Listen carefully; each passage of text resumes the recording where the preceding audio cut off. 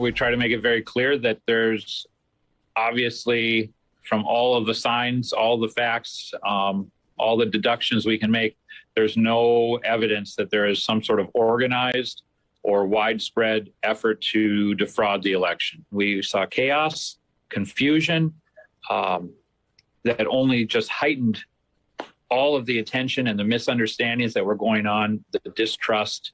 And so my report really kind of tries to express just the spiraling out of control that happened there at times. And there's plenty of blame to point in both parties' directions, but I just find it particularly troubling to me. And it was something that I really wanted to show in this report, that my party, some people within it, some people representing it, made this critical mistake in judgment, and it caused more harm than good. Last month, the Michigan Senate Oversight Committee released a report on the 2020 election, saying it, quote, found no evidence of widespread or systematic fraud in Michigan's prosecution of the 2020 election.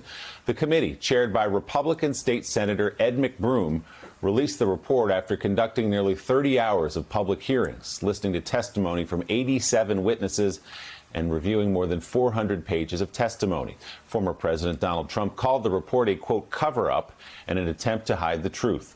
Staff writer at The Atlantic, Tim Alberta, profiled Senator McBroom in his latest piece titled "The Senator Who Decided to Tell the Truth." And Tim joins us now, along with national political reporter for Axios, Jonathan Swan. Good morning to you both. Tim, you wrote this of Committee Chairman McBroom, quote, his committee interviewed scores of witnesses, subpoenaed and reviewed thousands of pages of documents, dissected the procedural mechanics of Michigan's highly decentralized election system, and scrutinized the most trafficked claims about corruption at the state's ballot box in November. McBroom's conclusion hit Lansing like a meteor. It was all a bunch of nonsense. McBroom told you, quote, I can't make people believe me. All I can hope is that people use their discernment and judgment to look at the facts I've laid out for them, and then look at these theories out there and ask the question, does any of this make sense? Tim, it is such a fascinating and important piece. Let's take a step back and talk about Senator McBroom himself, who he is, where he is on the political spectrum, and why he thought it important to take these 8 months to develop this report.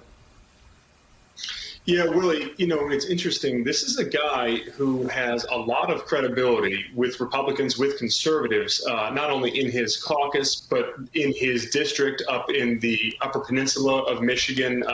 He's a dairy farmer by trade. In fact, he still operates his family's 100-year-old dairy farm. And this is a guy who's a conservative's conservative. He got into politics largely animated by the issue of abortion and wanting to protect farmers. And this is somebody who voted for Donald Trump, who talked to me at length about how happy he was with the policy outcomes of the Trump administration and how worried he has been about the early days of the Biden administration. So this is not some rhino. This is not somebody who's sort of soft and who's been, you know, attempting to undermine Trump from within his own party. This is a guy at the same time, though, Willie, who's really known as sort of a choir boy. Literally, he directs his church choir up in the Upper Peninsula.